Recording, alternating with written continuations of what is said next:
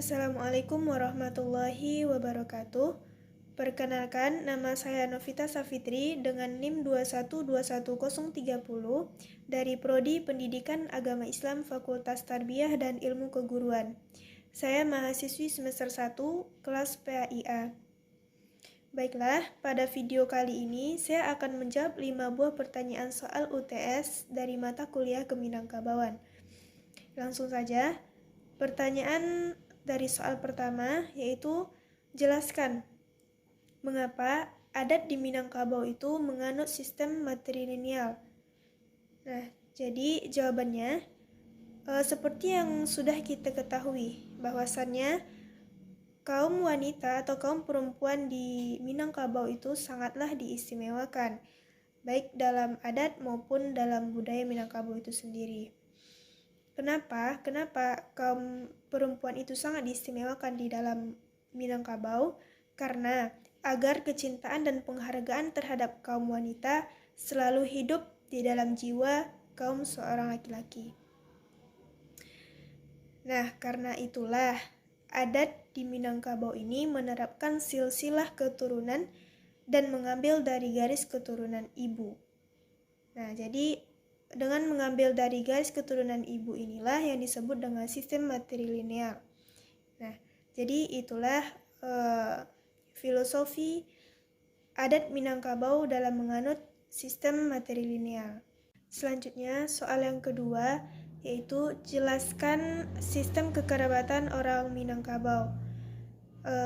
Sistem kekerabatan orang Minangkabau yaitu menganut sistem kekerabatan matrilineal, yang mana seorang anak akan mengambil garis dari keturunan ibu, atau seorang anak akan mengikuti suku dari ibunya. Contohnya saja ibunya bersuku Piliang, maka nanti otomatis anaknya juga akan bersuku Piliang. Karena itu merupakan ketentuan dari silsilah keturunan di Minangkabau. Nah, garis keturunan ini juga mempunyai arti tentang penerusan harta warisan pada garis keturunan ibu di Minangkabau. Harta warisan ini merupakan peninggalan secara turun-temurun atau harta yang diwariskan secara turun-temurun dari garis keturunan ibu. Nah, jadi harta warisan ini juga disebut dengan harta pusaka, yang mana secara luasnya harta pusaka ini juga terbagi menjadi dua. Yang pertama, pusaka tinggi. Pusaka tinggi ini yaitu harta yang diturunkan secara turun-temurun melalui garis keturunan ibu, dari garis keturunan ibu. Sedangkan harta pusaka rendah yaitu harta yang dihasilkan oleh ibu dan bapak selagi mereka masih dalam terikat dalam ikatan pernikahan. Nah, jadi itu dia mengenai harta pusaka. Dan di dalam adat Minangkabau ini juga dikenal dengan istilah satu rumah gadang dihuni oleh satu keluarga. Nah, dihuni oleh satu keluarga dari keturunan ibu. Jadi fungsi rumah gadang di sini yaitu untuk melaksanakan atau melangsungkan kegiatan-kegiatan adat. Dan artian lainnya atau fungsi lain rumah gadang ini yaitu untuk tempat tinggal bagi orang yang sama garis keturunannya, yaitu garis keturunan ibu, dari garis keturunan ibu. Baiklah, selanjutnya pertanyaan soal yang ketiga, yaitu jelaskan pengertian tanah ulayat beserta jenis-jenisnya. Pengertian tanah ulayat. Tanah ulayat merupakan tanah yang didapatkan dari hasil pembagian kekuasaan wilayah antara penghulu dalam suatu nagari dengan melihat sesuai dengan jumlah suku dalam nagari pada saat itu, pada zaman dahulunya. Kemudian jenis-jenis tanah ulayat itu ada 4. Yang pertama, tanah ulayat nagari. Tanah ulayat nagari ini dikuasai oleh Niniak Mama atau Kan. dan kemudian dimanfaatkan untuk kepentingan masyarakat dalam negari tersebut. Kedudukan tanah ulayat negari ini yaitu sebagai tanah cadangan dalam masyarakat negari tersebut.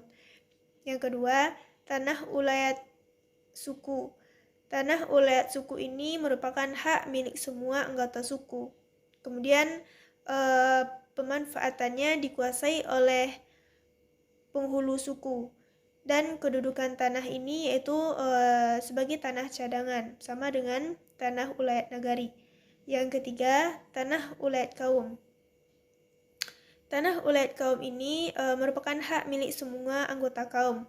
Sedangkan pemanfaatannya dikuasai oleh nenek mamak kepala waris.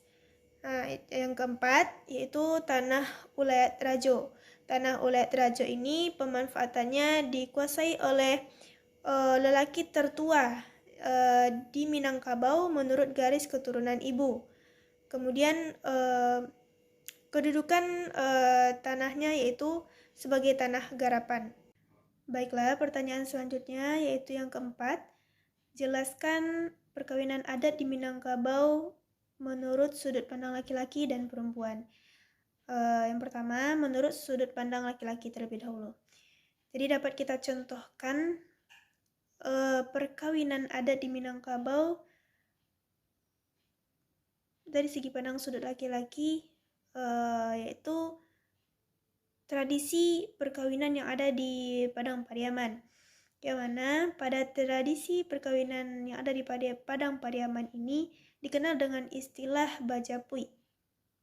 Jadi bagi setiap wanita yang ingin menikah dengan laki-laki Pariaman, maka wajib baginya untuk memenuhi tradisi bajapui ini, karena orang Pariaman memandang tradisi bajapui ini sebagai suatu kewajiban bagi pihak perempuan untuk menjemput laki-laki ini dengan jemputan dengan disebut dengan uang japui atau uang jemput, yang mana uang jemput ini dilangsungkan sebelum akad pernikahan. Jadi uang jemputan ini tujuannya adalah untuk menghargai pihak laki-laki yang telah melahirkan dan membesarkannya anak laki-laki tersebut. Kemudian pasalnya, anak laki-laki di Pariaman itu merupakan tumpuan harapan bagi keluarganya. Jadi ketika anak laki-lakinya sudah menikah, suatu saat nanti, maka keluarga tidak akan merasa terlalu kehilangan dengan tradisi yang sudah ditetapkan oleh orang Pariaman tersebut. Nah, jadi itu dia tujuan dari tradisi perkawinan yang disebut dengan istilah bajapui.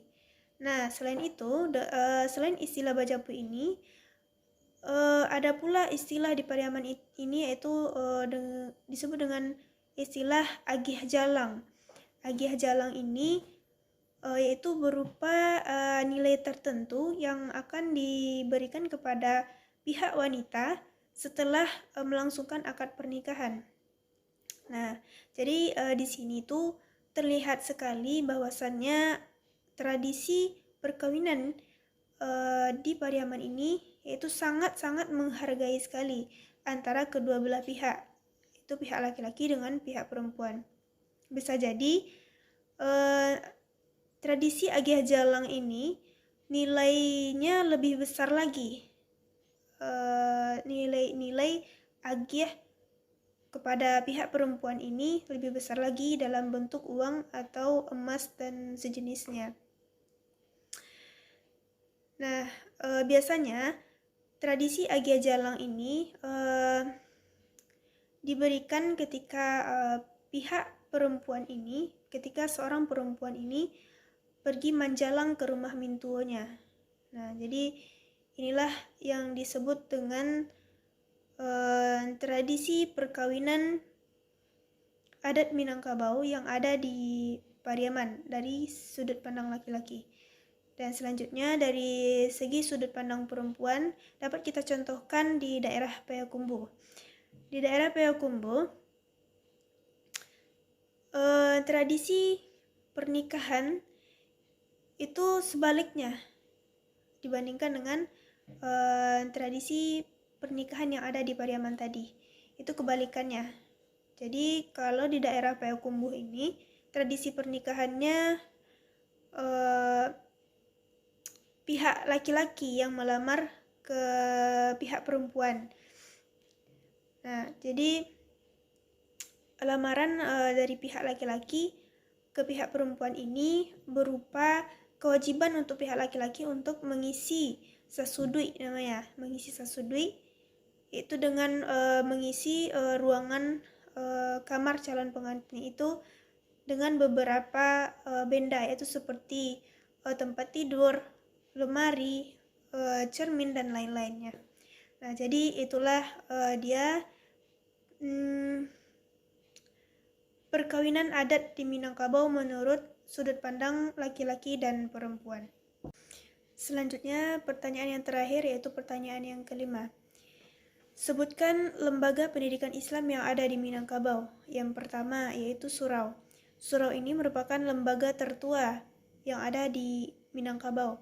Kehadirannya sudah ada sebelum masuknya Islam ke Minangkabau. Dan yang kedua yaitu pesantren. Pesantren di Minangkabau ada dua. Yang pertama pesantren tradisional dan pesantren modern. Baiklah, mungkin hanya itu yang dapat saya sampaikan pada kali ini.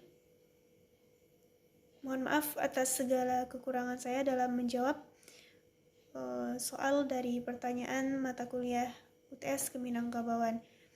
Untuk itu saya mengucapkan billahi taufik wal hidayah. Wassalamualaikum warahmatullahi wabarakatuh.